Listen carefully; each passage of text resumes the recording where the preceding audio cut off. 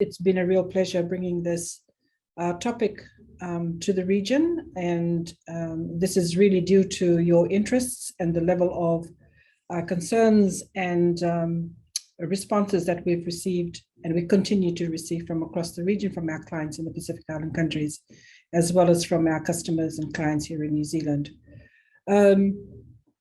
Just as a preamble to say that, my name is Glynis Miller and I lead the team here at Pacific Trade Invest New Zealand. Welcome to this webinar. So just as a preamble, Pacific Island countries, as we note, are not amongst New Zealand's largest importers of fresh and frozen agricultural goods, actually. In fact, we note that the bulk of New Zealand's imports of fruit and vegetables, be they frozen or fresh, is sourced from Southeast Asia, North and South and Central America, Australia, and from most countries in Asia. In saying that, at Pacific Trade Invest New Zealand, we observe a growing interest from New Zealand to connect with the Pacific as a source market, as long as they meet New Zealand market requirements, obviously, including food safety. We also note that, exporting to New Zealand, and indeed to any market for that matter, can be a long and tedious journey for some, with many challenges along the way, but really it need not be. We are joined this morning by three exporters with a wealth of experience behind them to share their journey and lessons learned along the way. We hope our audience will find the panel discussions informative. The questions may be posted in the Q&A function, and I will raise these with the panelists as we go through the session. And feel free to leave comments in the chat below. Following the panel discussion, we will be joined by another panel discussion, this time from the other side of the coin, so to speak, from two New Zealand importers and distributors. So some very valuable information I'm sure they have to impart to our audience this morning. We get a lot of questions, as I said earlier on, about, what do we need to do to get into the New Zealand market? Who do we need to talk to? And so on and so forth. So with Humphrey and Les joining us this morning, we hope that you will find that particular session useful, as is the first. So let me get on to introduce to you the three panelists this morning. So our first panelist is Bob Pollard. Bob is the Managing Director of Kokonut Pacific, based in the Solomon Islands. I'm sure Bob is very familiar to many of you. Born and raised in the Solomon Islands, Bob is a managing director of Kokonut Pacific, Solomon Islands. He is passionate about making sure the company's focus on creating sustainable livelihoods for their rural communities stays true in and out. His company presently works with more than 50 village producers across the Solomon Islands and sources from over 3,500 hectares of certified organic plantations owned by more than 1,000 farmers across the country, and they are aiming to add more. Over 60% of oil revenue goes back to communities, which provides an income for over 5,000 people. Thank you, Bob, for joining us this morning. Our next panelist is Chris Dunbar. Chris is the Managing Director of Venui Vanilla, based in Vanuatu. He is originally from Zimbabwe, and Chris has over 20 years experience in the fresh produce industry, working alongside farmers and retailers, ensuring only the best quality goods are produced and marketed to customers worldwide. After managing an organic herb and spice business in Zimbabwe, Chris moved to New Zealand in 2002, where he furthered his experience in the fresh produce, retail, and procurement industry. His work is now focused on curing, processing, packaging, and marketing of vanilla and other spices. Welcome, Chris. Our third and final panelist this morning needs no introduction, Grant Percival. Welcome to the session, Grant. Good to see you again. Grant is the Managing Director of Natural Foods International, based in Samoa. Grant's business has been running his business for over 50 years. He has senior management experience in infrastructure development, logistics, transport, manufacturing, and exports. As I said, he is currently the Managing Director of Natural Foods International Limited, which is a major exporter to Australia and New Zealand of fresh produce. He produces processed food for the local market and has been certified to export to the major supermarkets of Australia and New Zealand. Welcome, Grant. We have prepared a few questions for the panelists, and I will ask them individually. I do suggest that we use the opportunity or take the opportunity to really digress and get into the topic and the discussion this morning. So don't feel that you're constrained by the question. Feel free to elaborate as much as you can, because really at the end of the day, we're using the session or hoping that through your experience, you can impart some very valuable insights to the participants, particularly those who are trying to export or who are looking for some advice as to how to get product to market. So let me begin with Chris from Venui Vanilla.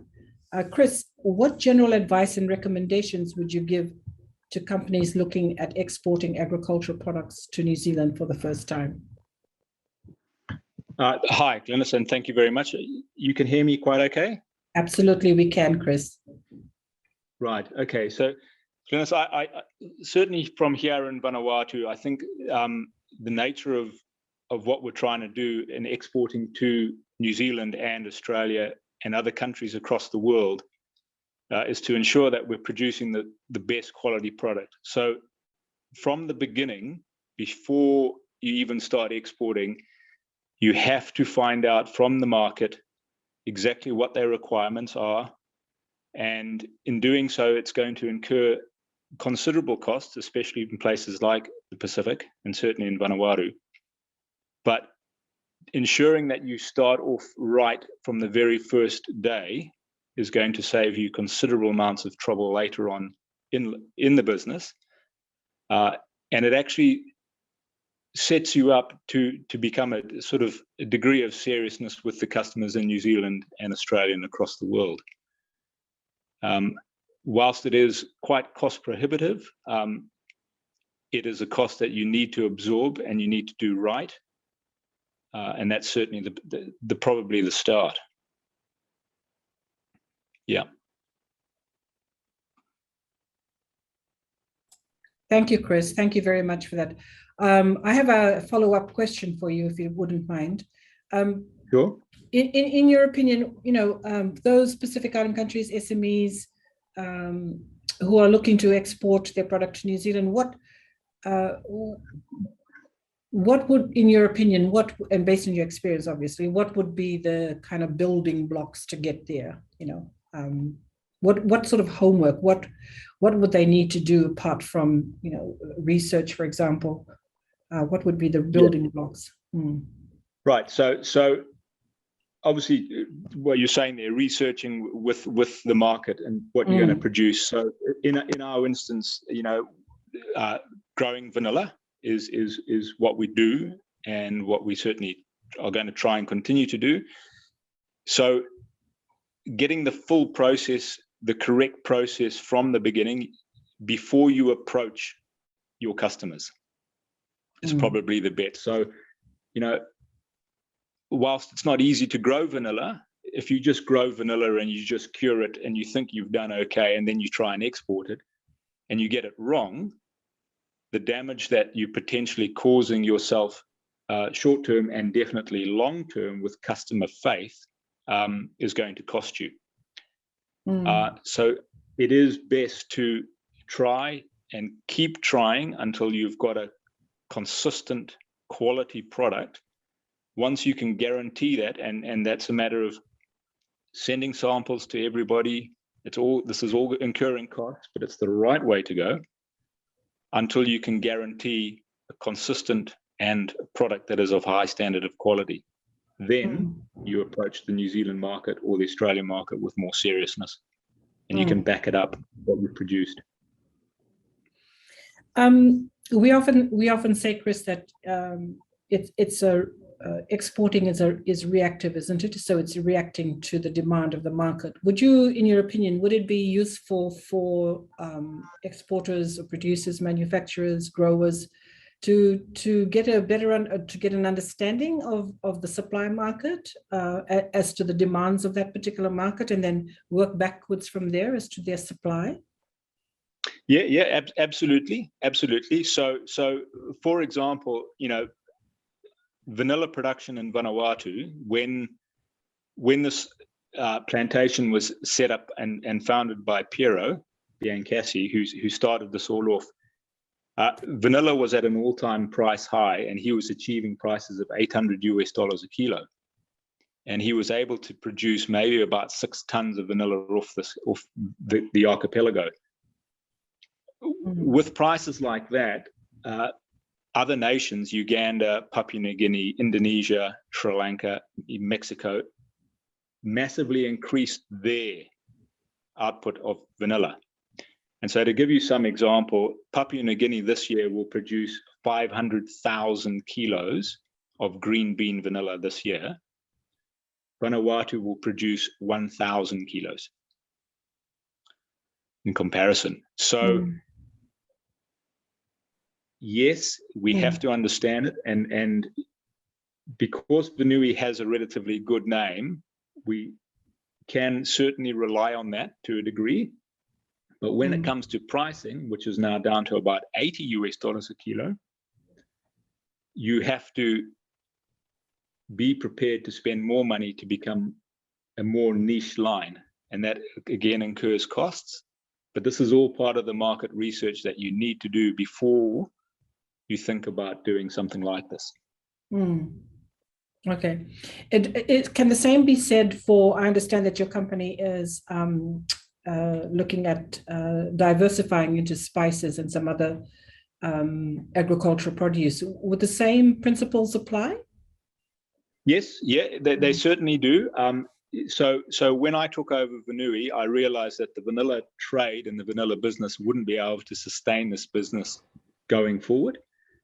And so we have diversified, and we've planted a number of thousand Tahitian limes on the plantation.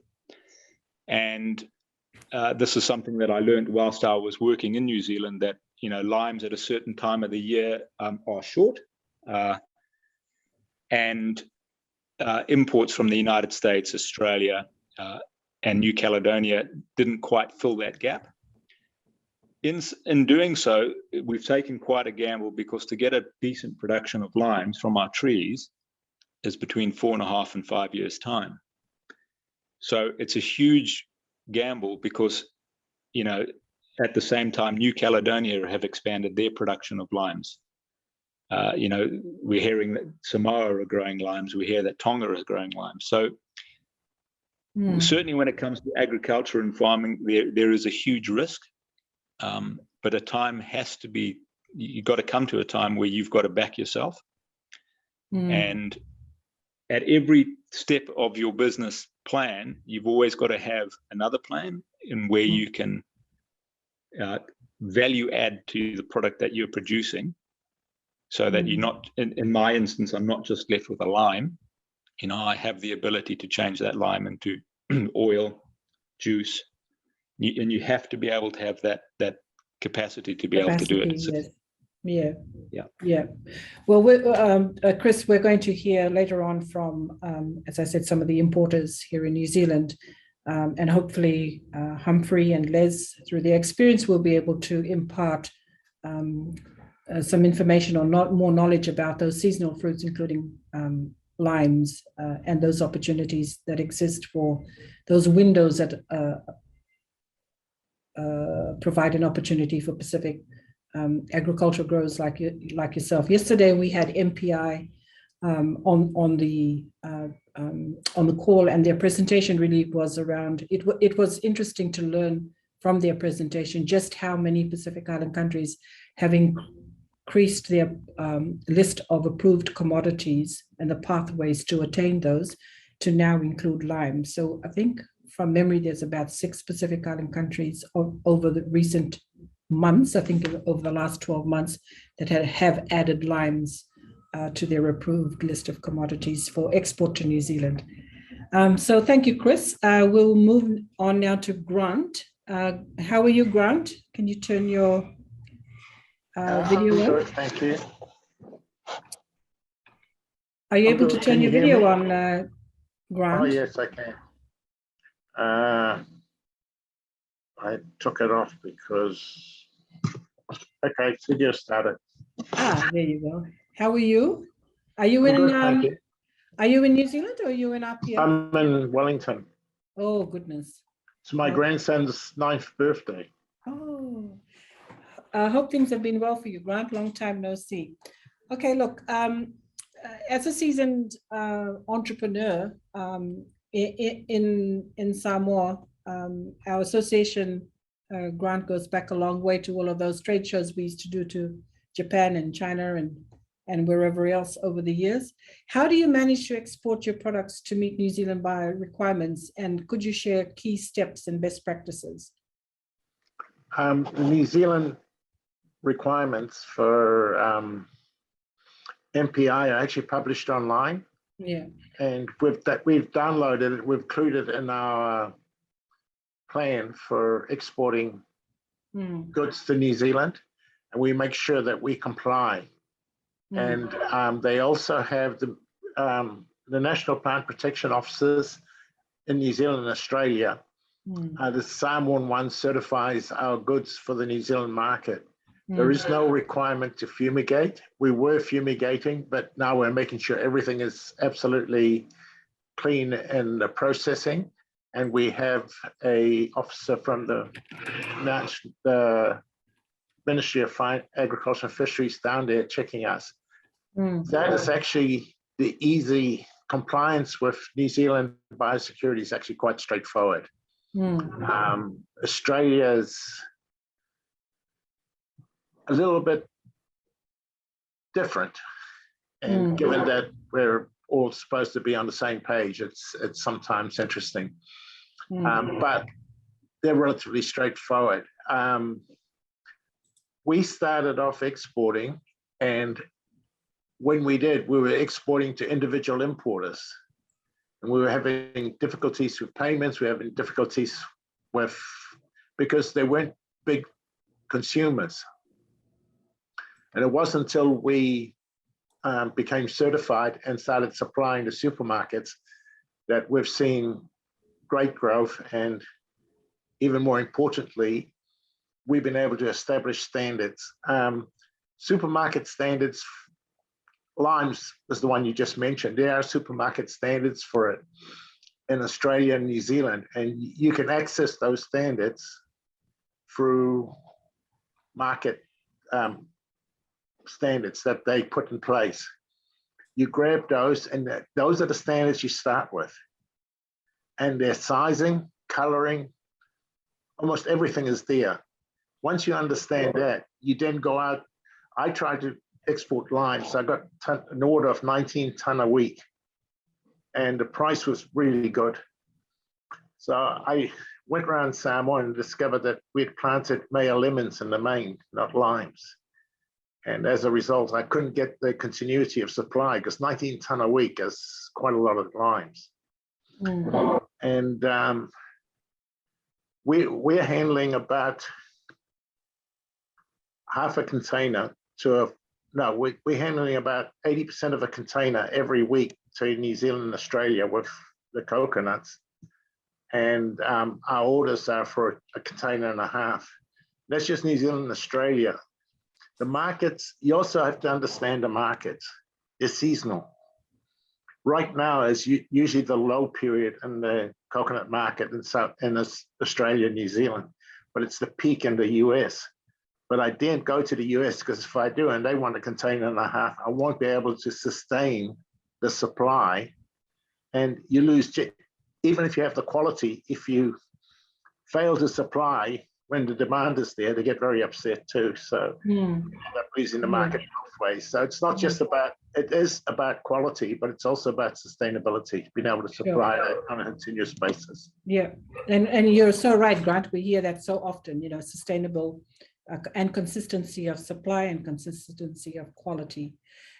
Just on that note, the other piece of information that or the conversations that we continue to have with exporters from the Pacific is thinking about how to differentiate their products from everything else that's coming in into New Zealand. So all of the agricultural produce, fresh and frozen, that's coming into New Zealand from everywhere else besides the Pacific. What is it that the Pacific companies and how should they go about differentiating their products? Is it about the storytelling? Is it about pricing? How do they compete? Based on your experience, what would you offer? Well, I would go with telling the story about how you're assisting the rural communities. I would also talk about the quality of your product. The coconuts have been tested. Now, the Asian coconuts are picked off the tree when they're just starting to brown, and then they're browned. Then they're aged on the ground. We tend to wait till it hits the ground. There's quite a difference in the quality of the flesh, and it's very noticeable. Australia particularly have come back. There's been 2 or 3 occasions when we've had supermarkets selling coconuts as Samoan coconuts because we've established a preeminent position. And they've asked me, look, you know, where are these from? And I said, they're from Asia because they're white. All the coconuts from Samoa are brown because they've been matured on the tree and they've dropped to the ground. So you've got to be able to supply this information back to your distributor. And you have to have a pretty good distributor because unfortunately, sending to one supermarket, they can't achieve the volume. You need to start to go from pallet loads to container loads. Pallets are quite expensive and pallet loads are quite, you know, they bite into you. And at the same time, you also need to support your supply chain. I've brought 3 trucks and I've virtually given them to my suppliers so that they go out and pick up everything. We have certification SQF, which is Safe Quality Food. We have BRC, British Retail Consortium, and HARPS.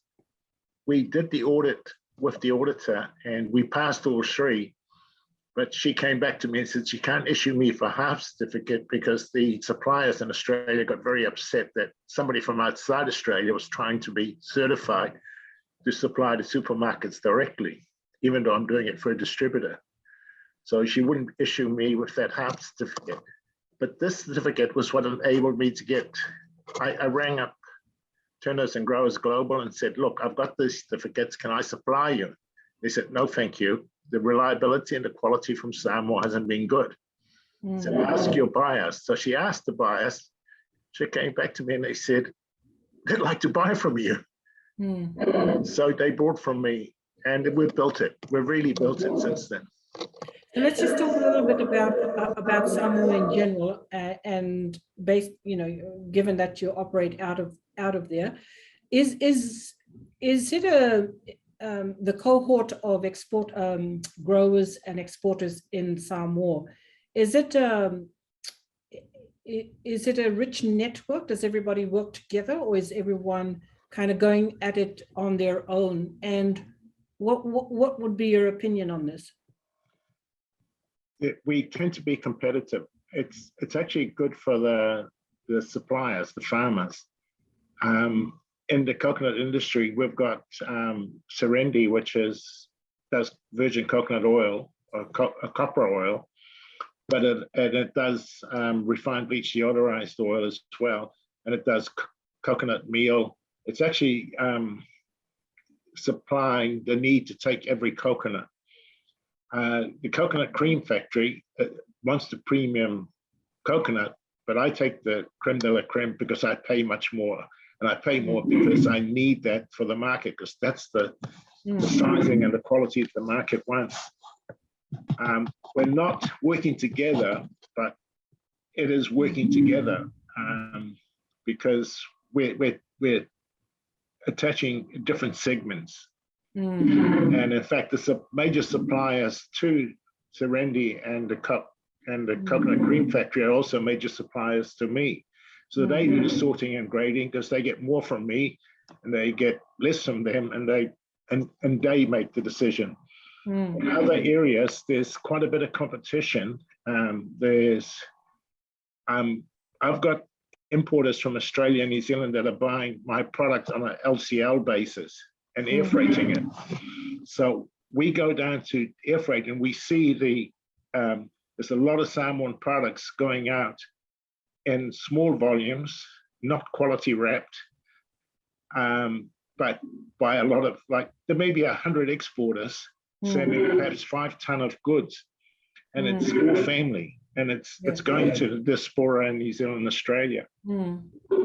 That could build into a more sustainable business, but it needs to, there needs to be some value addition done. And the value addition is not going to prove too easy, because it's got to meet the standard of the market. Or like our cocoa Samoa, the Samoan cocoa, if you powder it, it has quite a bit of cocoa butter still in it. Most cocoa has that taken out. So you get the flavor, but you don't get the richness.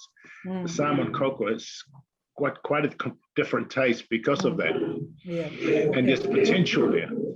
We'll come back to you, Grant, with a couple of more questions. I just want to move on, mindful of the time, move on to Bob. So thank you very much, Grant. Those have been very useful pieces of information. Hi, Bob, how are you? Good morning, Glenys. Yeah, I'm well, and morning, everybody. Good to see you again. Thank you. Yeah, good to be. It's been a long time. Bob, you've been in Solomon Islands and operating, and all of the assistance and the work that you do employing locals. We've been associated with yourselves and your company for over many, many years through trade promotion events the world over. So it's good to have you on the line this morning. Bob, there's a lot going on in Solomon's, there's a lot going on in your company. Where does it start and stop, right? Could you talk about, Bob, perhaps the products you're exporting? So tell us a little bit about your business. What is it that you're manufacturing? What are the high points?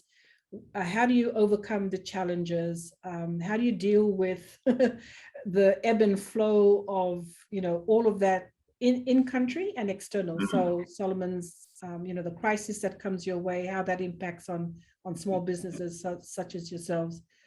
Through your supply chain and distribution. So a lot in there, Bob. I'm sure you. What would be your advice to the listeners this morning, participants? Thanks, Glenys. There's certainly plenty to talk about.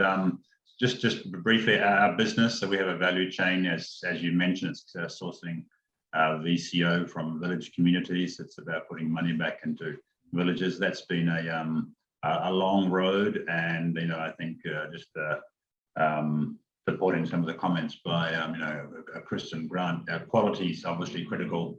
So we've in this journey had to be very strict about quality, and that's simply been in a price mechanism where we've said we have a strict testing regime, and A grade gets paid A grade price, and B grade is B. And our village communities, have responded to that, and about 90% of our oil coming in from villages is A grade, and so we're I think they're doing really well to do that. It's difficult in a village setting, but coconut oil is obviously something which we're able to work with, and in that long value chain, it may be weeks before it gets to Honiara from the provinces, and so quality. So coconut oil is something which lends itself to our value chain. We're also diversifying into cocoa now as well. But as you mentioned, we're working with these suppliers all around the country, and that's difficult. The overhead costs of traveling into island travel and communication, and with the whole COVID in the last year and a half, that's put extra pressure on shipping and doing things around. So it's been difficult, but at the same time, our village communities have been in need of income, and so that's also been a plus for us because they are keen to supply. So that's our value chain. I mean, there's plenty I could talk about that. I guess key for us for exporting has been our international certifications. So we export bulk VCO, Plus, we also export value adds into the New Zealand market. We're exporting bulk VCO. I think critical to the international markets is having organic certification. Yes. And having HACCP certification. Those are the two. We also have fair trade and kosher. Yeah. But maintaining those certifications, I think that's something which is it's all the paperwork needed. There's no other way around. You've got to have your systems in place, and but it's just proven possible. And so we export bulk New Zealand, Australia, and other parts of the world. Plus, we also have developed some value adds, soaps and body oils and other things. That's been a difficult product market. We've not succeeded getting our value adds into the New Zealand market at this point. It's just been the bulk oil. But that's just a brief. Okay. You talked about certification, Bob, and we had a long conversation on this topic with Farmer Plus and some others on a different channel. But it just goes to show that, especially with COVID, with the borders closed, we noted that the certifiers weren't able to get into country to undertake those assessments. So it must have been very hard for you. But the conversations was really around the commitment that farmers and exporters need to make if they want to get product to market, and how important certification is to attain. Would in your opinion, I had asked Grant the question earlier on about differentiating your product, and would you agree that certification is part of this? Well, yes and no. No, in some ways, certification is an essential. Without organic certification, you just simply, you're going to be, able to compete. So I often get asked the question, what's the additional price for certification? Well, there's not really. Without certification, we wouldn't export. So it's really an essential to have that, and the HACCP as well. So I guess what's the main thing? What is it? What's the main element, or what is it that sits behind Kokonut Pacific that gets you to places, gets you known, gets you heard, gets the attention? What is it about your? Well, I'd like to say our story, but I was reflecting on this the other day. The reality is, your story might get you an incremental price in some situations, but because we're trying to do volumes, we're trying to export, a couple hundred tons a year. We're finding that at the end of the day, the competition really is based on quality and price. There are some buyers, who appreciate your story, but at the end of the day, there's really only a small margin. And I think there's probably niche markets where you can really get good leverage from that story. But in the bigger volume markets, it's Do you think New Zealand buyers or New Zealand distributors have a deep understanding and appreciation for the complexities of doing business in the Pacific and dealing with Pacific businesses such as yourselves? Not putting on anyone on the line here. It's possibly not. I mean, I think all down the value chain. You asked me the question: does New Zealand appreciate the difficulties here? I mean, every time I visit one of my village producers, I think, I don't know how they do it. Managing all the challenges of a business in a village, and so then we have the challenge at the Honiara level, and there's all these different layers, and I think it's very difficult, I imagine, for the New Zealand buyer to really appreciate what it means to have a product produced in a village and have it landed in New Zealand, the supermarket, all the hoops you have to jump through. It is a difficult challenge. Yeah. All right. Okay. So thank you very much for that, Bob. You've enlightened us based on your experience and your companies. I just want to give the opportunity to each of you, if there's anything else you wish to add, any elements that have come up through others' answers or other questions asked previously before we move on. So just if there's anything else each of the panelists would like to add to the discussion this morning. And I'll start with yourself, Chris.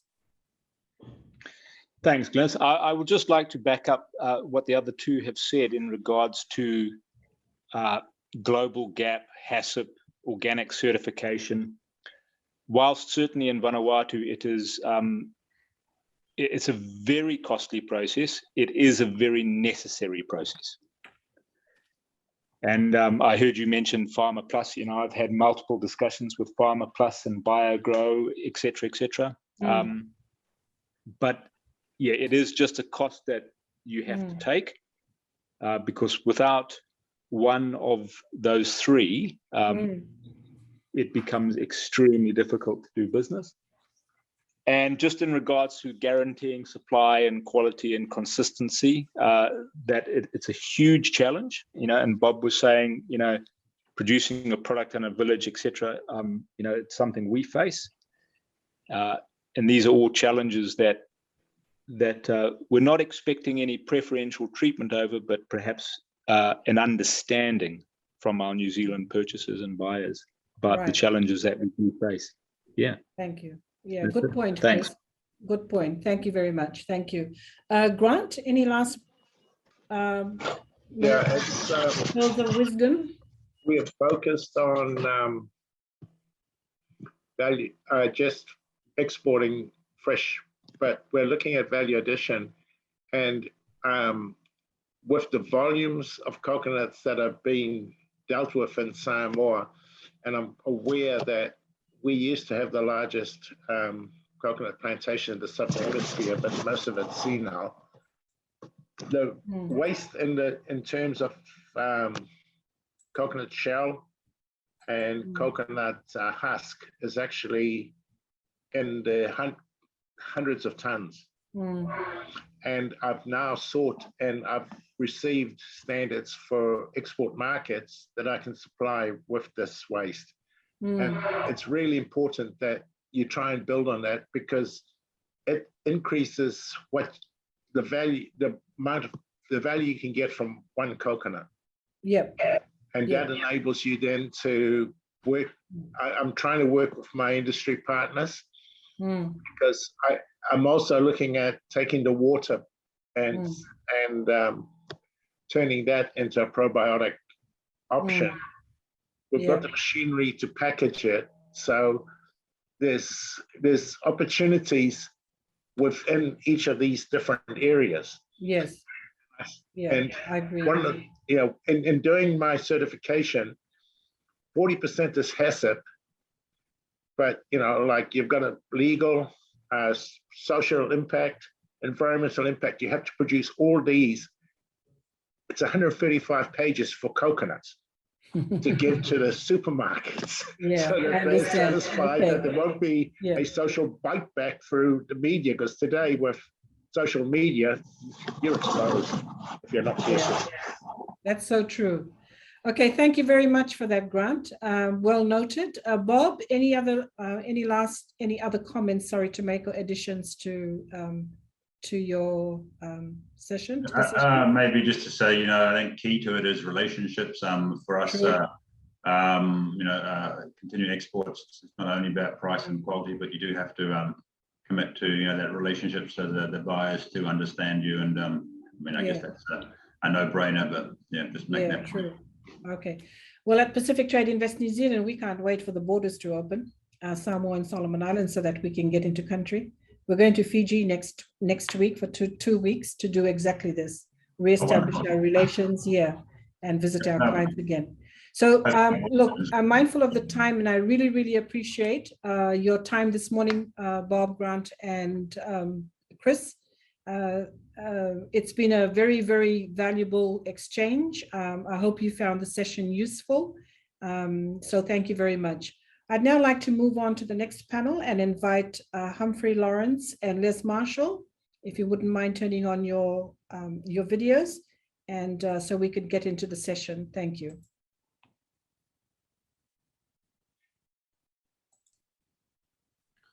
Hello, Jonas. Hey, for some reason I cannot your video because the host has stopped. There we go. Hello, everybody. Very nice to meet you all, Bob and Grant and Chris and Glennis. And thank you for having me on to talk today. So, look, I've prepared a short presentation, Glenys. I don't know if Please that's do. how you'd like to structure it, but Absolutely. and more than happy to for you to pass this on to everybody here and listening in today. So Sure. Are you able to share your screen now, Humphrey? Yes. Yeah, why don't we do that? There we go. Lovely. Okay. Right. What I'll do, Glenys, I think is the Bob and Grant and Chris have touched on a lot of very key points, which is going to be a wee bit reiterated throughout my presentation and my understanding from an importer's perspective and MG marketing here in New Zealand. So I'll touch on those slides, but I'll try to get to the slides that may be a little bit more relevant and personal to the panelists here too. So we'll work through here. So just very briefly on MG. MG is a New Zealand cooperative. We currently have about 550 grower owners, established back in 1923 and continuing with prosperity through this year. I think this is a key point that Bob just touched on there is where is the MG advantage, and I think a lot of the MG advantage is very much, I think, relationships are key and people are really important. That gives us the understanding of what's going on back in your villages and in the island villages, where we can support and sort of work together with each other to understand what it takes to get to market and what it takes to give consistency through to our customers in our supermarkets, which at the end of the day, much like Chris touched on as well, and Grant, the reputation is huge. And when you start something, you really want to hold a quality and a continuity of supply being two key parts in a supply window, in particular for produce, to build that reputation, to generate that support from the supermarket customers and the independent customers, which we call them locally, and from there you can grow with some certainty. So that comes down to the people and the understanding and the relationships, and MG prides itself on being able to have supply chains both forward and back as a distributor in a market to really push on that and draw from those personal relationships to deliver what we expect. So just very briefly, we are MZ's largest domestic supplier of produce to the market, also the largest importer, and supported fantastically through some big international brands such as Dole and Sunkist. We've got great integrated supply chains forward and back throughout the country, flexible business model, and pride ourselves of being industry leaders in this area.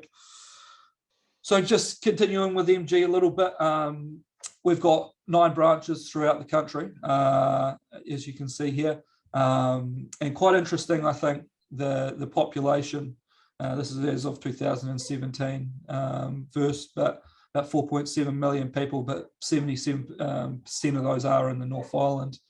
And I think the diversity of people in the North Island in particular, and Auckland in particular, needs to be really touched on and understood, because there is massive market for Pacific Island people in Auckland, I think, and in particular parts of Auckland that there is opportunity and demand for products coming out of the Asia Pacific region. So just digging into it a little bit deeper here, we sort of divide our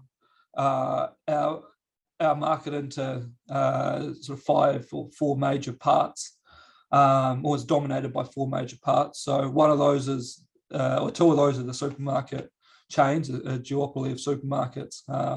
One being foodstuffs, which include in their banner the New World, Pack and Save, 4 Square markets.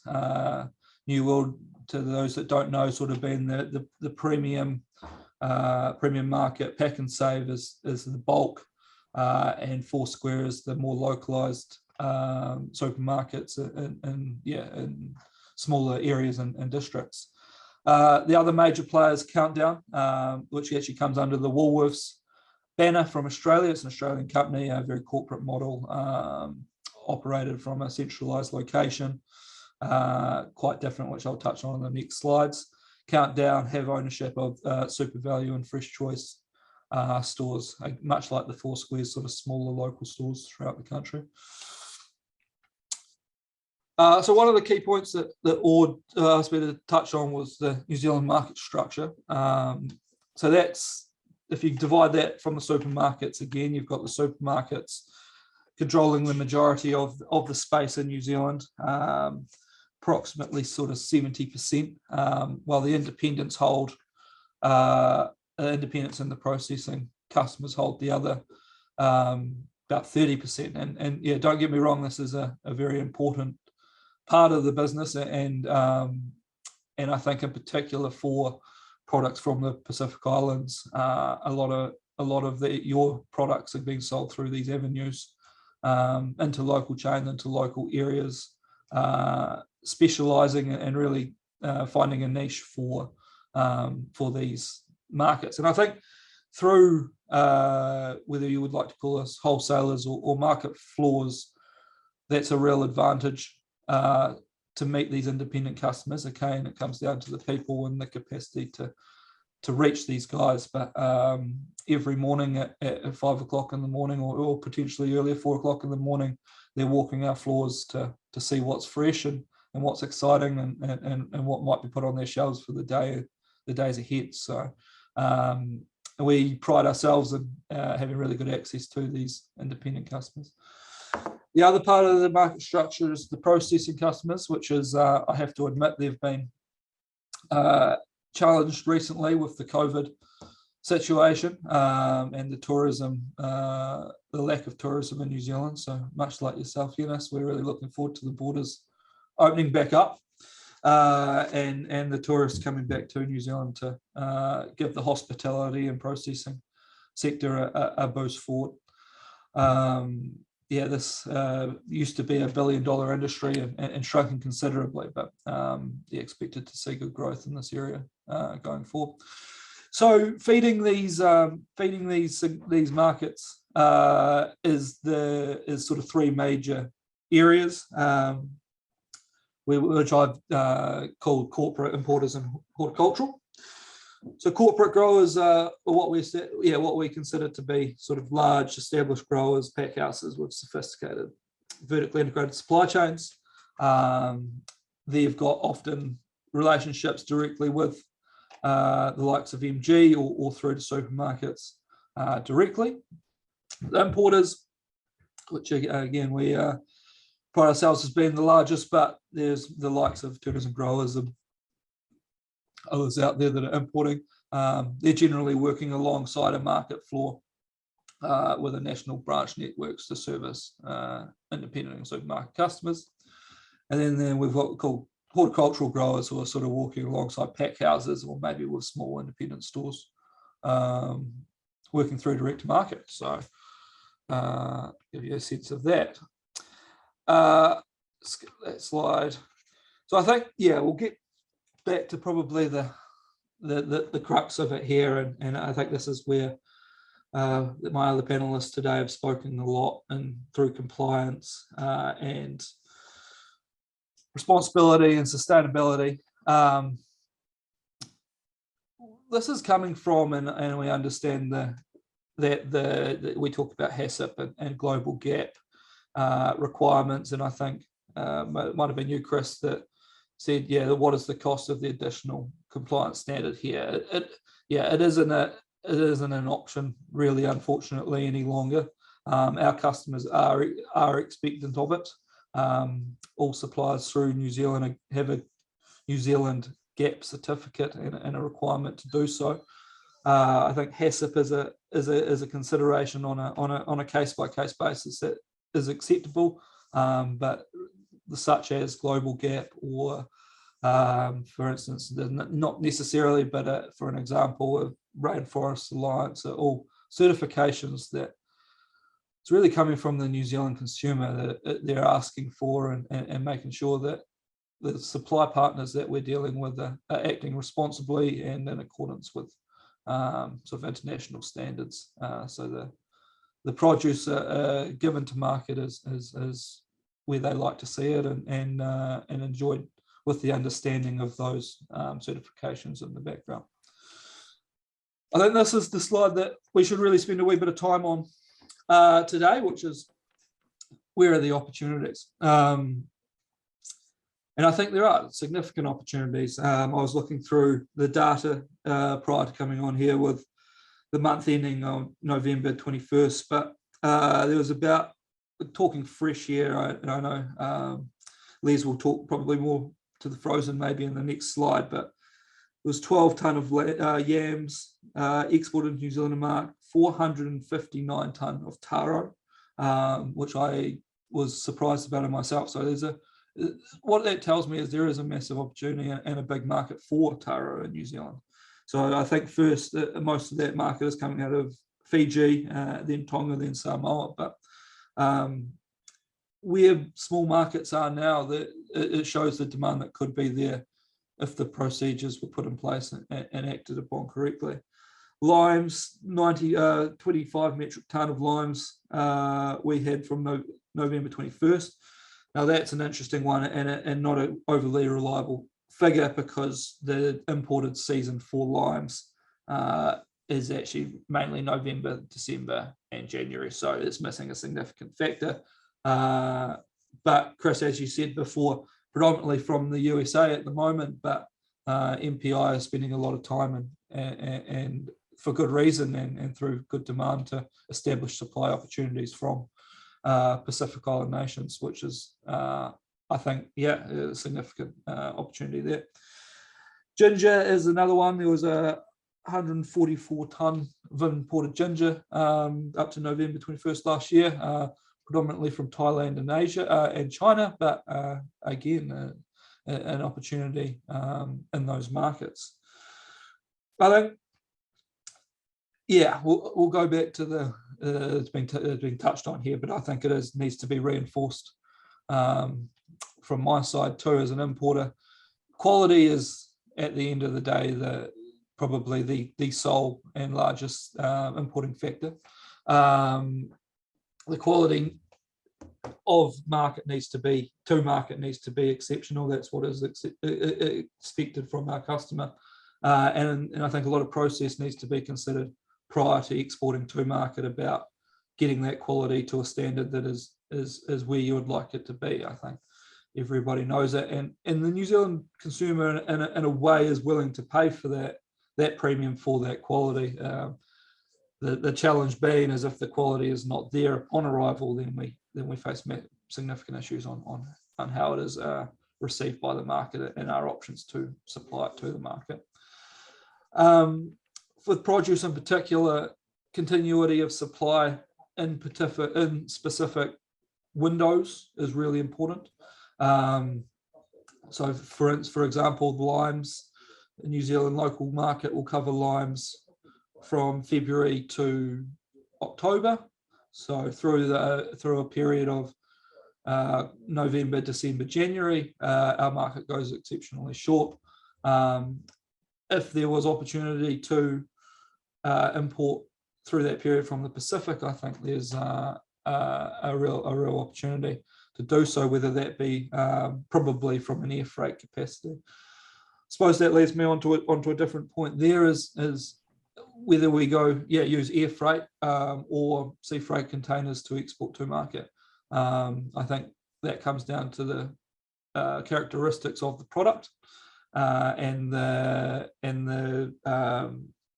your capacity to export the product over a transit period and still deliver an acceptable quality to the market. So, but from our point of view, MG deal significantly with air freight and sea freight loadings and have transitional facilities up and down the country to allow import into Auckland market predominantly, but I'd say probably 90%. but Littleton markets and Wellington markets as well, directly where cost advantage can be found if volume can be committed to at that size. One thing that hasn't been talked about here today, but I think a significant factor is packaging. So we need to, and I understand there's a lot of investment that would be required to get packaging to a standard that's required. But whether it be through sacks or bins, or crates or cartons, the packaging really needs to be robust, have the capacity to ship well and to ship through longer periods of time if we're putting it into sea freight containers. It needs to be clean and without any biomatter found upon arrival in New Zealand, and it must clearly specify the description, the weight, and the country of origin on it, all requirements by law here in New Zealand. I think another really key factor when determining export to New Zealand is pests and in-field management in your villages and in your farms. MPI are correctly and well aware or very determined to ensure that the New Zealand borders are safe from any imported pests. So the field management systems need to be really carefully met to ensure that, upon arrival and upon inspection, every consignment shipped to New Zealand has a sample inspected of it to ensure it meets the phytosanitary requirements, that all processes are met, and treated correctly. Just so you're aware of the process, if there were to be an MPI find of a particular pest in New Zealand that was deemed regulated, there is treatment options here for some pests. However, in other circumstances, it may lead to a reship back to you, or unfortunately a destruction of product. And even worse again, if there were a fruit fly, dare I say it, to be found, it may lead to the closure of the pathway to New Zealand for a period. So I can't stress enough the importance of really controlling your pests and the in-field management and pre-treatment protocols to come to the New Zealand market, because it would be a terrible shame to lose the capacity to ship. So I think a really important point to stand by there. And I think I've sort of talked to logistics a little bit, but air freight and sea freight capacity, and then MG can manage the internal logistics between our markets. Humphrey, can I just ask a question while you're on this point? Yes. This is a really, really valuable, valid point. There have been occasions that have come to our attention where exporters send a mixed container to New Zealand and suffer the consequences, unfortunately, of having a pesticide located, or pest, located in the container. In your opinion, as an importer, when if you've established a relationship with a supplier from the Pacific, and for some reason that supply is jeopardized for whatever reason, or what are the consequences, how does that then impact? Do they have to kind of get back into the queue? Because as a buyer, right, and as an importer, you're constantly looking for supply and clients from the Pacific. So if one relationship is jeopardized, how long does it take to reestablish that relationship with that same supplier?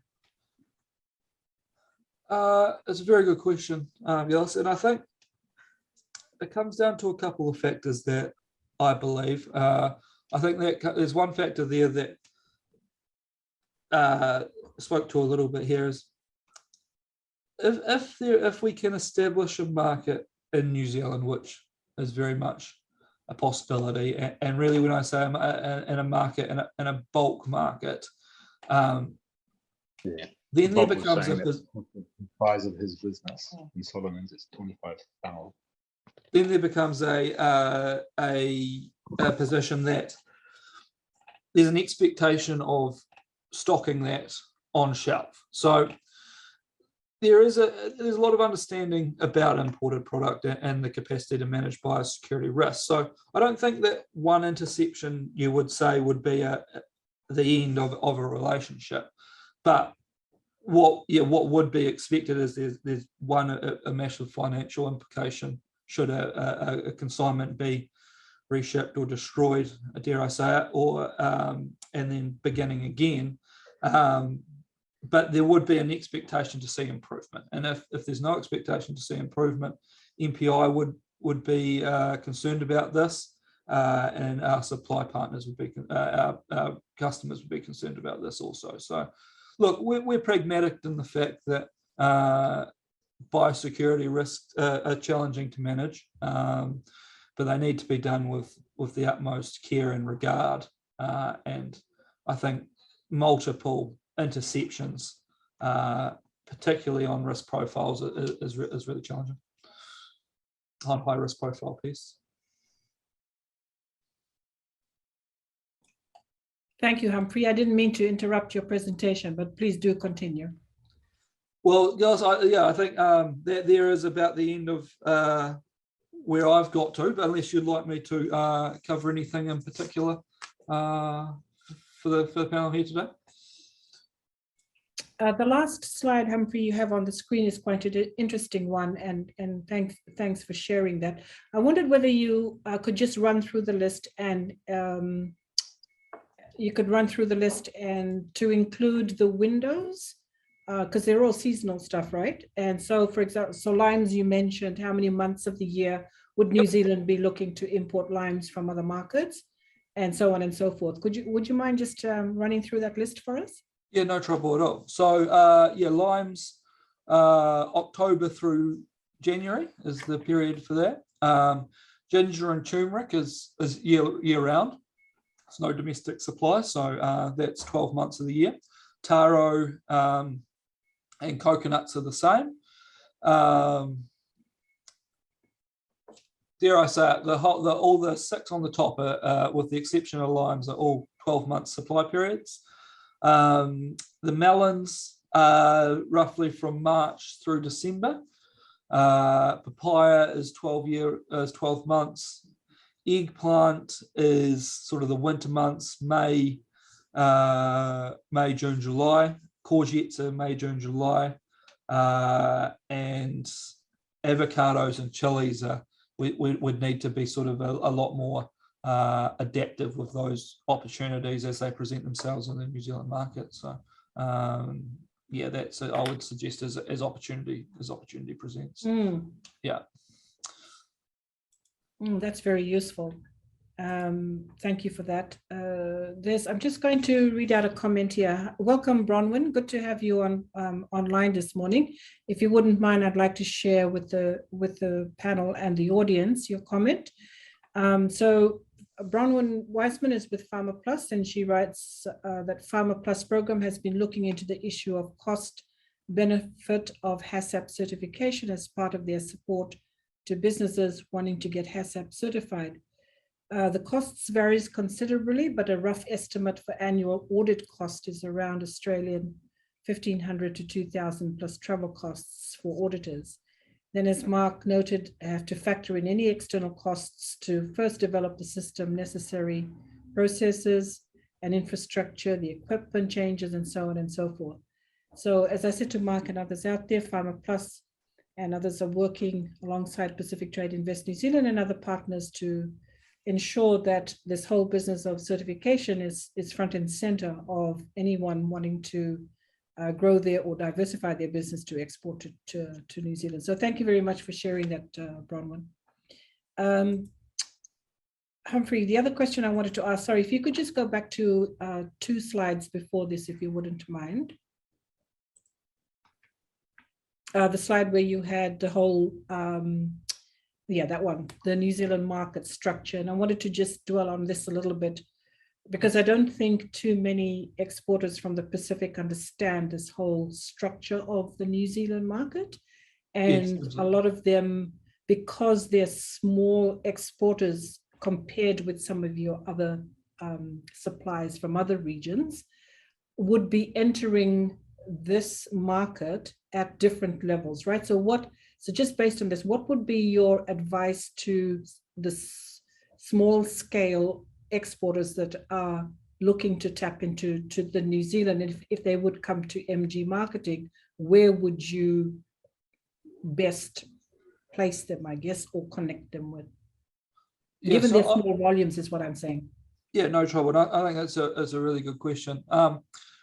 What I would suggest is the best way to manage that is you could do it sort of in two regards, but coordinating supply to reach volumes of full air freight lifts or container volumes, I think is a massive component to it, and that gives you cost competitiveness, and it also allows you to deliver volume. And while I say it, I think Bob may have made a comment that how well do we actually understand what that means?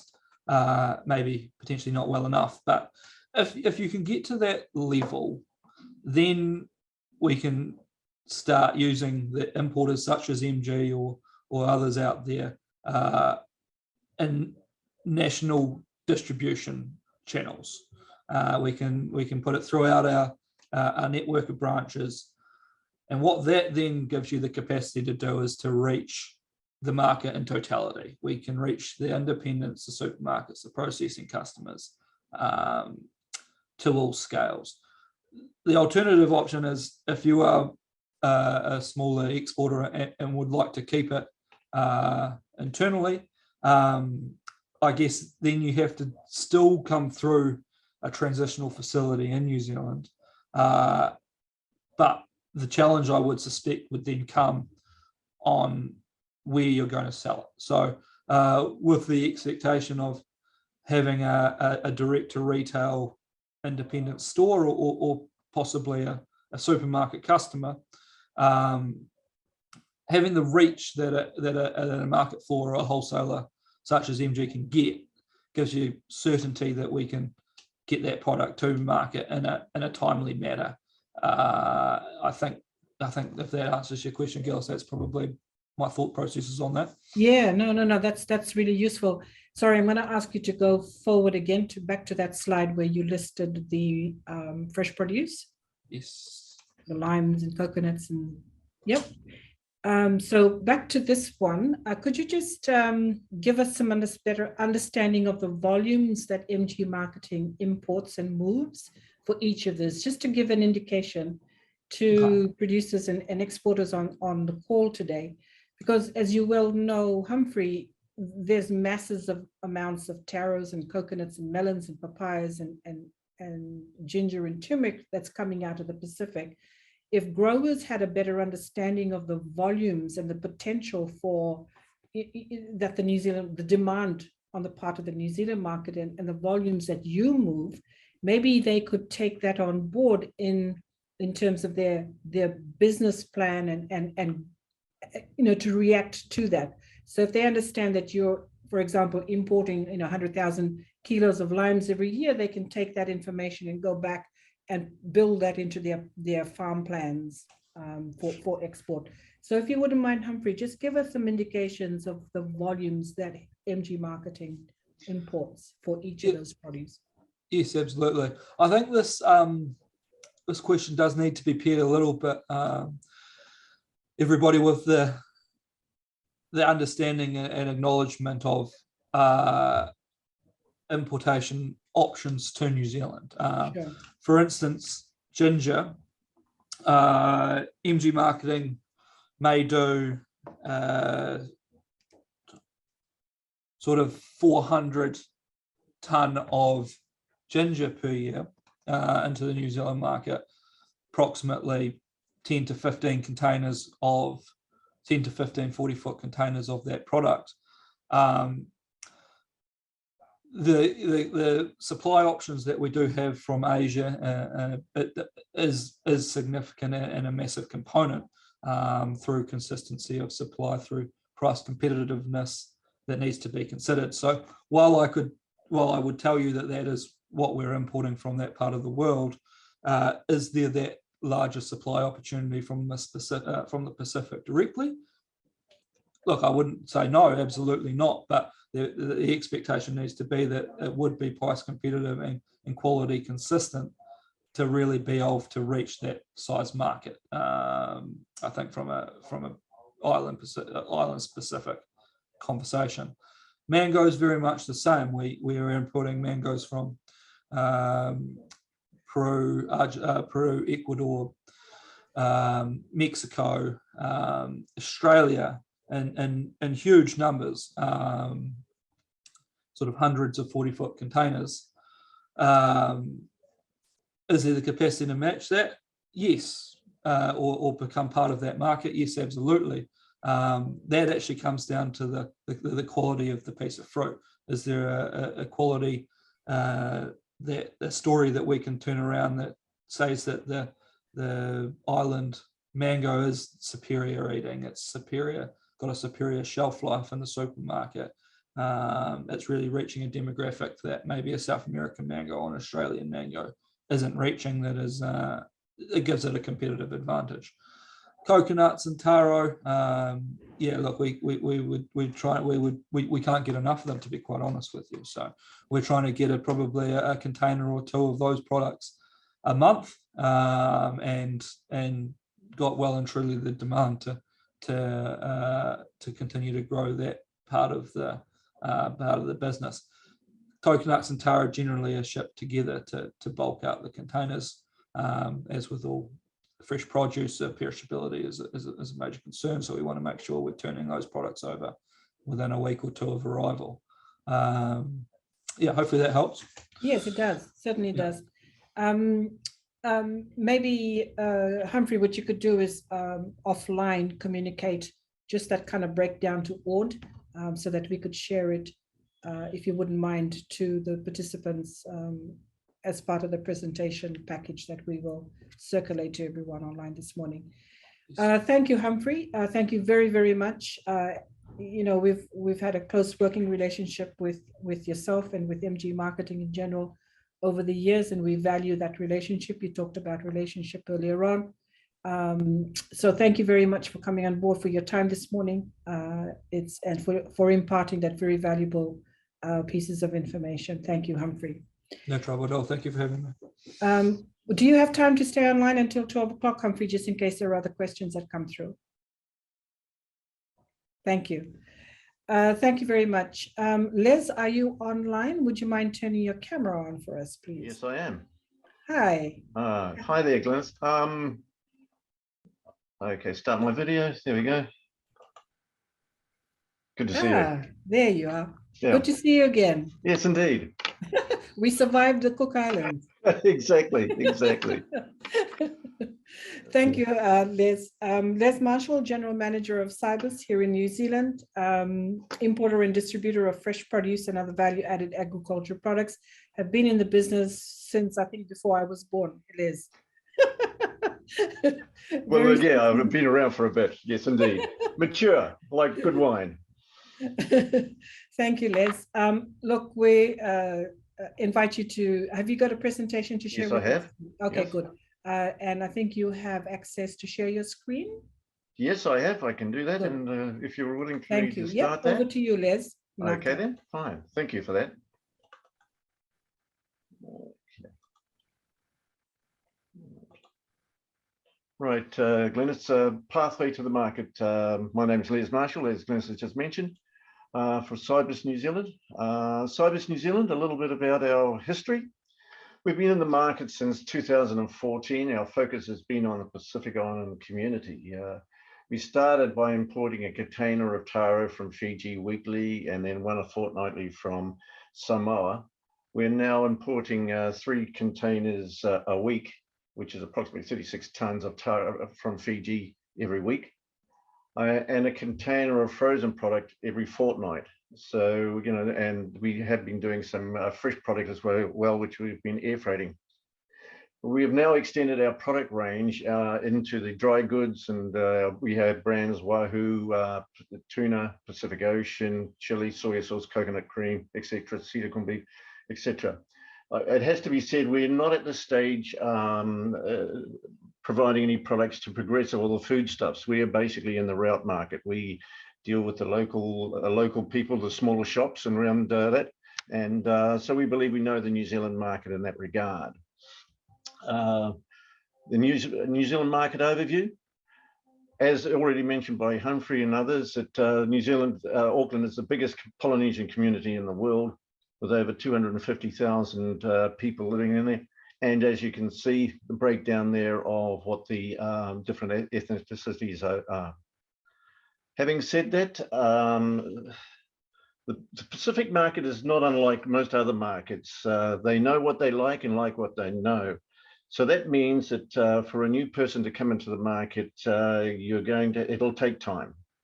And you have to work out what is your point of difference, why you versus everybody else is there. The Auckland market is extremely competitive, and you have to work out where you sit and where you want to be in that market. You will see from the following slide that what we've done is we've color coded our frozen products and so forth that helps us get into the market. The other thing I would mention is whatever you provide should be on a regular basis. We shouldn't be what I call shooting stars, come in with a flash, a container or two, and then go away. You're not going to get the market cut through if you do that. You've got to be consistent. And perhaps sometimes it's better to start small and just keep going until you understand the market and get yourself in there and do your homework. One of the biggest things in the Auckland market or the New Zealand market is having the right contacts here in New Zealand, people that know the market and are able to help you to work your way through it. My focus today is going to be on the frozen products for the purposes of this exercise and what the requirements are. Once again, like even the fresh products, everything, quality is paramount. Quality has to be high. And one of the, so that goes without saying that all the products peeled and washed and et cetera, are done. One of the things that from the packaging side of it is to have what we call free flow. So when you provide them in a bag, it's not all locked together. And the way to do that is to freeze the product before you put it into your bags, whatever bags you're going to put in. So freeze the product and then put it into the bags, and that will stop them sticking together. Other one is look at seasonality, such as breadfruit. Different countries have breadfruit coming online at different times. It's a year-round requirement, but for example, we are dealing with Fiji, and obviously it's only about a 3 or 4 month period there, and then we run out of it. And so there's opportunities there if you know where to look. And going back to that the volumes and consistency, these two go hand in hand. You can't do one without the other. And you need to be able to work out what your growing cycles are and be prepared to have them meet what you're wanting. So it's better to be small and get it right than try to be big and not be able to provide as required. We talked here to talk about certification, the HACCP, New Zealand GAP and so forth. The people we're dealing with, which is the smaller guys, this is not a problem for them. They don't need that for the initially. However, if you're going to get into the foodstuffs and progressives and so forth, you're going to have all of that underway and see where and make sure that that happens. But start off small. You don't need it initially if you're going to deal with the smaller guys and you'll get away with it. The pricing side of it there, what I've done there is giving you some pricings on the New Zealand market at the moment. Now, these prices include GST and, of course, your margin. So as you can see, these are the prices that I've given, just to give you a bit of an indication as to where you need to be at the present point in time. That, of course, as I say, includes GST and also your margins that you want to make on your product. So it gives you a bit of an idea of whether you can make it in this market. So that's a bit of an idea. The next stage is packaging. And as I mentioned earlier, we've color coded ours. And here you can see one of our frozen containers with 3 or 4 of our products in there. The blue one's frozen cassava, orange is frozen taro, green is breadfruit, purple is purple taro, and so forth. So yeah, we go there. Frozen products, packaging. We've found that the best way for the retail pack here in New Zealand is in the 2 kilo pack. That is the optimum size. What we do is we place those 2 kilo packs into, add 10 bags together to make a 20 kilo bag. And that is the ideal for selling it into the retails here in New Zealand. And it also is good best practice for your distribution, makes it more cost effective. Branding. What is your point of difference? You know, you need branding, or whatever that is, and only you will know that, is to work that out. But you need to have a point of difference. Why are you over anybody else? So that goes back to what I was saying earlier. You need to work on that side of it. And the person that you're dealing here with in New Zealand should be able to give you some sort of guidance on that, as to, you know, where to go. GS1 barcoding. GS1 barcoding is basically allows a retailer to put your product into their system so that when the customer comes to the counter, they just wand it, and it goes into their system, and they don't have to enter any keys in it. And that's a big plus for the retailer. As a consequence, they will buy your product over somebody else that doesn't have it. So that could be a point of difference. I'm not sure. The cost of GS1 barcoding is not particularly expensive. It's once you've set yourself up in the system, it's about $20 per barcode. Each product has to have its own individual barcode so that they can pick that up when they want it through the computer system at the store. Plastic bags.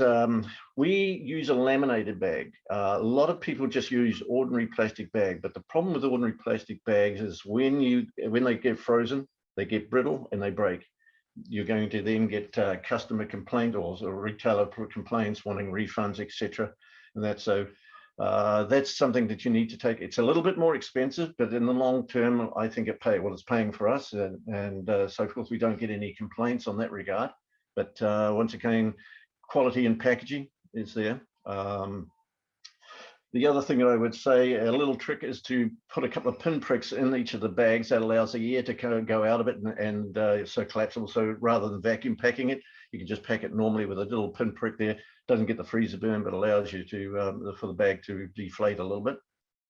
You can obviously send a lot more products frozen, because obviously MPI don't have the same restrictions. They obviously has to be frozen for a period of time, and that's quite normal and is done and is quite appropriate. Local distributors. It's important that you have the right person, because they become your eyes and ears out there, telling you what's happening in the market and so forth. They are also your sales team, but I guess the most important one is also your debt collectors. You've got to be very careful. You know, a sale is not a sale until such time as you get the money. So that's something to be aware of. So getting the right people at this end of it to help you through those minefields is very important. Holding costs is a major one as well, because I'm talking here frozen products and so forth. You need to store it somewhere. We are dealing with a firm called Royal Wolf. It has sea containers for rent, and that's about $1,000 a month for rental. So that's the cost that you have to add into your factor into your costings and so forth. The other thing I would suggest is you focus on Auckland initially, as in the initial slides. Auckland is the biggest market, but it's also the most competitive. So you have to be aware of that. And again, focus on your point of difference, whatever that may be.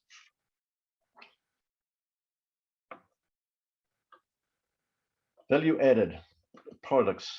Now we're talking here coconut-based products and so forth. Coconut cream is obviously the main player in the market. We all know, well, in New Zealand, the main player here is Cara. They've been established for 10 years, but they are also very expensive. So there is an opportunity for there. In regard to spices, that's more of your local person will guide you along where that's going and so forth. From the coconut beans and vanilla beans, it's another area that I've actually explored at this stage, but I believe there is an opportunity there. Ethnic groups, yeah, well, ethnic groups are once again, this comes back to your person here in New Zealand, providing you with the information as to what is required. We have done a little bit of work on gluten-free flour. Basically, we were more with cassava and taro because that's the way, apparently it's gluten-free, and that's where everybody's focusing at this point in time. Anybody that's interested, I'm more than happy to put you in contact with the bakery, the baker that we were using, and see where it goes. Vegetarian, jackfruit. Jackfruit in New Zealand is becoming very popular because it's the equivalent of pulled pork in the European market.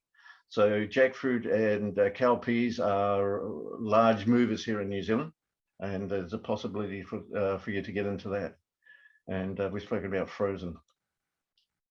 The supply chain. This is a tricky area, and where you need to really set yourself up. We all know the issues that we're having with shipping at the moment, and it's not quite so important because of being frozen, but it's still a factor, something you have to factor into making sure you keep your product online. Container clearance is something which is MPI. Whilst the products that you can bring in is a lot more varied and the MPI requirements are less, for the first 10 containers that you bring into the country, you'll have to have what they call a recon. And that is whereby you have to pull everything out of the container, and the MPI people count to make sure that what you're saying you're bringing in is actually happening. And after those 10 containers, it'll go down to about 1 in 20. And once they've got the confidence that you are providing what you say they're providing, and so forth. So that's an extra cost that has to go into there. And you have to book a time. Now, MPI here in New Zealand is extremely busy at the moment, so you may book and it may take you 2 or 3 days to get that booking with them, and then you've got to worry about demurrage from the sea container, etc., etc. So once again, it comes back to that person that you're using here in New Zealand, providing you with all of that support. After the storage, as is already discussed, is going to be particularly high. So I would suggest a mixed container is the way to go at this point in time. And 20-foot containers shipped at -10 degrees at least. And we all know about the shipping issues. But yeah, so pretty much that's where the frozen. Obviously, we've been dealing, we bring in the fresh as well, and the air freight, the freshest products. But taro is our main core product. And that has allowed us to get into the other markets that we are now in and so forth. And so, so we're pretty well established. So that pretty much says it. And I'm more than happy to provide people with information or context where necessary. So Glenys, that's pretty much me, I think, at this stage. Thank you, Les. As you were presenting, I was jotting down a whole host of questions, but as you went through your slide, you were actually answering them for me. I asked Humphrey the question around volumes and what sort of volumes do you deal with? Could you enlighten us on the volumes? So for I'm talking about the fresh, but I also like to spend a little bit more time talking about the value adds. And you mentioned the flours that are breadfruit flour and taro cassava flour that is of a unique, right? So that's a niche. And I wanted to spend a little bit more time talking about that because we're very much aware that entrepreneurs or businesses in the Pacific are diversifying into this area. And it's one that they believe has huge potential in New Zealand. So I'd just like to spend a little bit more time talking to you about those two particular areas. So if you wouldn't mind. Yeah, we did some work a year or two ago on it, especially taro and cassava flour. And we had a bakery over here that is a niche bakery from that point of view, but reasonably large, and they were looking. And to be fair, we didn't have the time. There's only 2 of us in this business, and we're going particularly busy, so it was more of a longer term operation, and we didn't really have the contacts at that point in time to know where to go to get the samples and get it underway and things like that. But gluten-free here in New Zealand is extremely large, and obviously the breads and the volume could be quite large. But obviously, I think initially they wanted a sample so that they could do experiments and just work out what is the best and that sort of thing. So as I say, we were dealing with them, but we had to drop it because of basically we became too busy in that area. But so I see it as a great opportunity for somebody to pick up, and I'm more than happy to point them in the right direction if necessary. Yeah. Have you had any dealings with breadfruit flour, Liz? No, I haven't, but I think it falls under that same category with the cassava and taro. It's I think the main component that they're looking for is the gluten-free part of it. That's the selling factor as opposed to anything else. Yeah. And where does it sit in the New Zealand market? The niche. Well, what is happening is a lot of these bakeries are using gluten-free flour that they're bringing in ordinary wheat flour. And so they're saying, hey, here's an opportunity. Once again, another looking at a niche product that they can perhaps, and when I say niche, it's reasonably large, and that sort of thing. But they're looking at what's the point of difference from the other breads, the gluten-free breads. And this is where this particular company we were dealing with was coming from. Some years ago, Les, there was a movement, a global movement to looking at substituting wheat in cereals and looking at GI flours out of, well, anywhere actually, for the major cereal manufacturer like Sanitarium and Kellogg's and what have you. Have you come across any of this? So you mentioned breads and bakeries, but what about cereal? Haven't gone down that path. Unfortunately, it's not an area that we actually focused on. So I can't help you on that one. No, that's okay. I just put it out there. So, and then coming back to your slide, sorry, if you could just go back to the slide where you listed the frozen products and you had some prices associated with that. And you mentioned that they were GST included. Yes, there we are. Margins. Yeah, that one. So what sort of volumes are you dealing with, and would you enlighten the suppliers online or growers just so that they can get some idea of each of those and well, we're doing a container every 2 weeks, a 20-foot container every 2 weeks.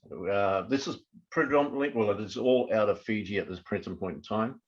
It's a growing industry, and we've got 2 suppliers over there that are providing. We've got 2 brands that we put into the market, and the major ones obviously is the taro. Initially, we were just doing the white taro, but we now found that the pink and purple taro is working well for us as well.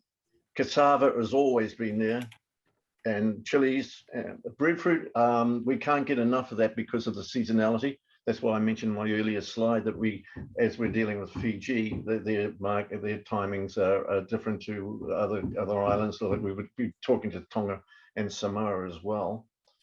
The other comment I'd make on the frozen is that what we're seeing is, I'm doing a large volumes of fresh taro.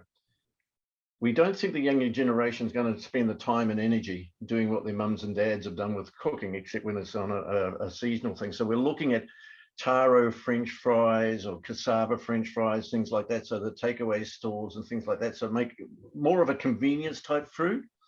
And it's an area we've tried to explore, but only minorly at this stage. And it's an area that somebody could pick up and run with. You feel there's opportunities for that?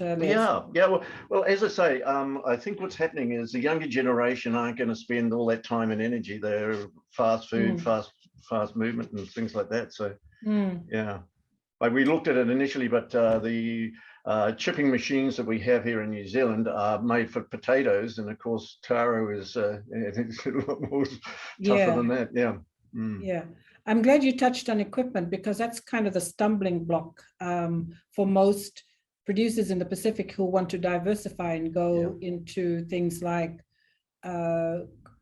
kumara diced sweet potato and diced taro and the wedges and all of that, but it's sourcing the equipment to do that, even for the flours that they are interested to produce out of breadfruit and what have you. That's kind of the stumbling block, and it really sits with you know, those small businesses who have the resources to invest in, Yeah. you know, high quality, good quality machinery to be able to do this. I think you can start some of it manually to start with, just to test the market, if you like, and then as you get more sophisticated as you go along, I think would be another thing.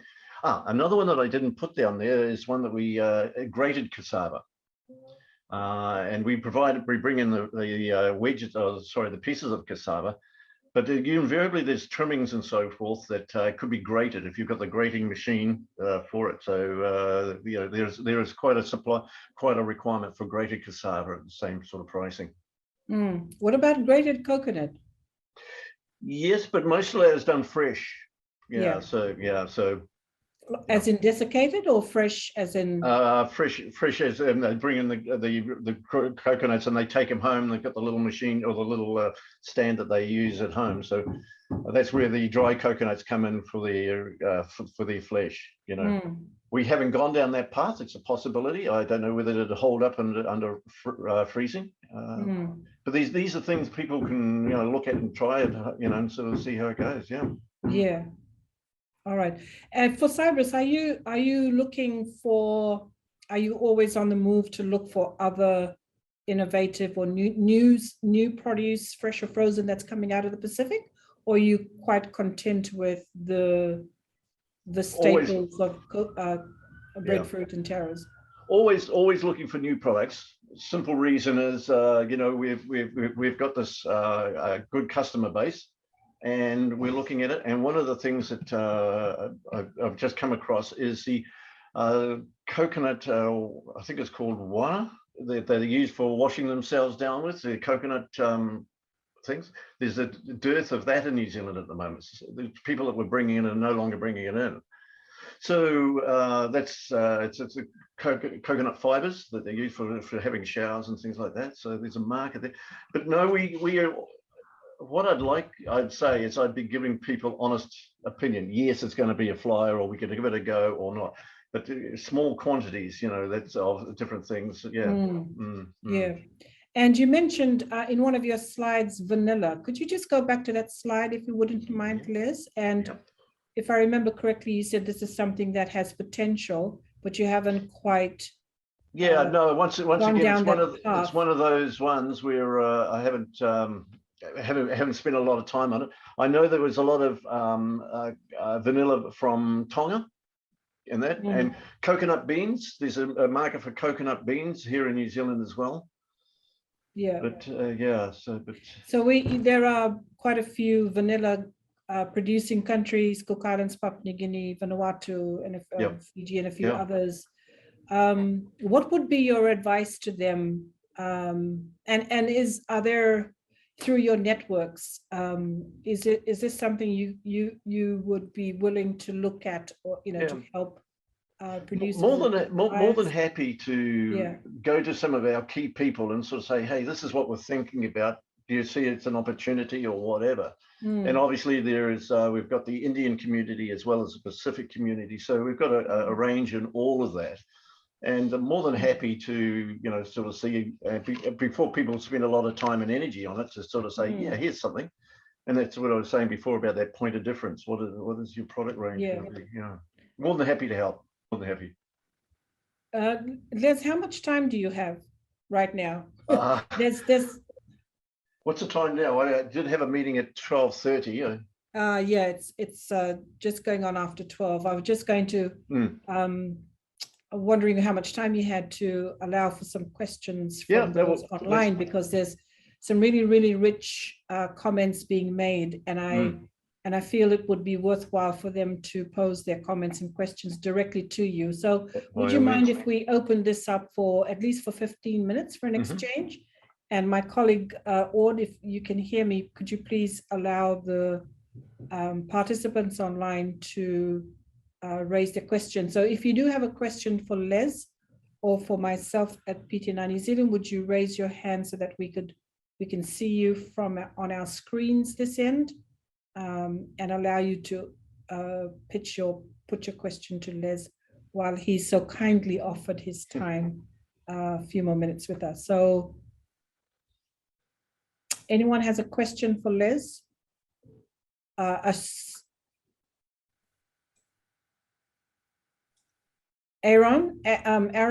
Khan.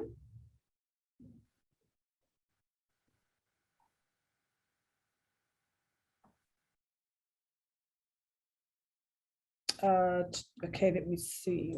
1 minute. Just bear with me a second.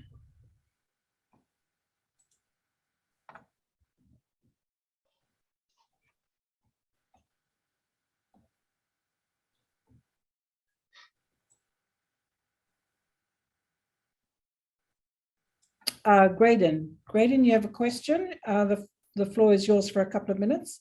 Would you mind introducing yourself, Graydon, please, and turn your microphone on? Hello. Yes, we can hear you. Yes. Good morning, everyone. I am Graydon from Papua New Guinea, part of Millen Bay. I looked after community, Rabaraba district that I look after. Basically, I heavily involved in coffee and vanilla, and now I'm going into the spices and the fresh food production to accompany the community I'm doing. My aim here is to just participate and learn what I could prepare myself for the next coming maybe 4 to 5 years to systematize. The question here is I'm just trying to see most of consultation here is based on fresh food, and I am a guy who deal with coffee alone, and I'm just coffee for the last 4 years. I've been dealing with coffee, and we have not discussed more about coffee on this, but I've seen vanilla being based on, we've talked about coconut, we have talked about. Maybe friends can give some glimpse how to get ourselves connected to in terms of coffee and export. I see also with the CIC here, the export license is quite hard for us to also do. But just wanted to see if you can give some guidance on this area to see. I deal with 2 fresh one and the roasted beans that I export out. Try to deal with to export it. I've not done any exports as yet. Thank you. Thank you, Graydon. Liz, the question was around coffee. Notably not on your list, but is Cibus open to considering coffee fresh and is it bean to bar, Graydon, or green beans or roasted? I deal with both green bean and roasted beans. Thank you. And roasted. Yeah. Liz? I guess the only issue, and I'm not aware of it, what the is these pathways for these products, sort of thing. That would be my only issue. Whether roasted takes it into a dry goods category from MPI's point of view, I'm not certain of that.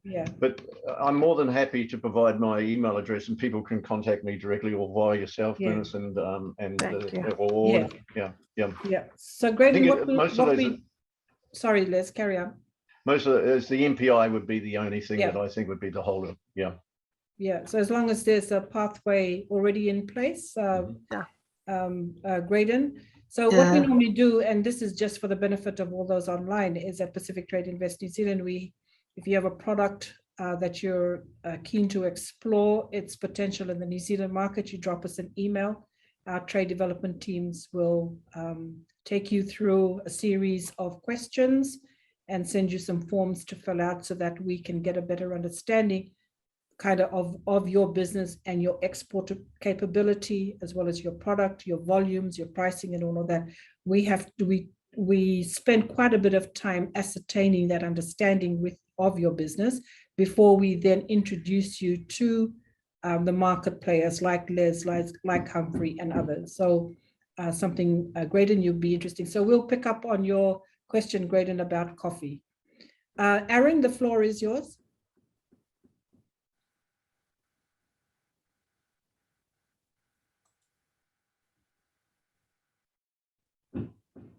You'd have to turn your microphone on, Aaron. We can't hear you. Yes, we can hear you now. You can hear me now? Yes. Okay. We produce cassava flour in Fiji.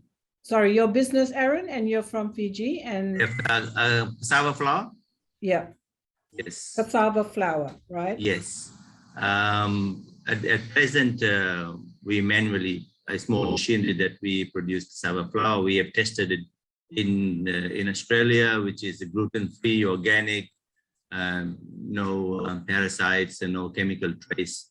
So it's quite a healthy, and we are in local market.